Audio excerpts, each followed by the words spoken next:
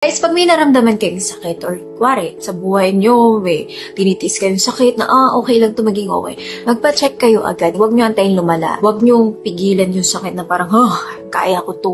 Tiisin ko to. Kasi guys, the earlier the better. Papakita ko sa inyo itong Salveo. Actually, ginamit ko siya kasi pinakilala sa akin to ng friend ng mama ko. Iniinom daw nila to and that's how it started. As soon as nung nakalabas ako ng ospital, ito na agad yung ininom ko. So yung vlog ko about the hospital, medyo late ko na siya in-upload kasi hindi talaga ako okay. Kaya medyo ngayon, I'm feeling much better and I'm recovering really well. And isa talaga sa nakatulong sa akin is the Salveo.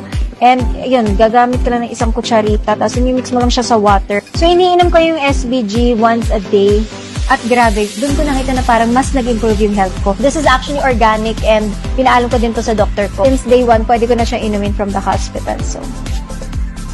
So this is 100% natural and organic and isa sa mga gusto ko sa kanya is nakaka-boost siya ng immune system ko kasi medyo sakitin talaga ako. Ever since nung bata ako guys, talagang ganun na ako. And this really helps me. Sobrang bilis ng pag-recover ko and nakakatulong din siya sa pag-detox. Trying nyo siya. Talagang makikita nyo, ang daming napagaling nitong SPG. I've seen it. Sobrang worth it talaga to.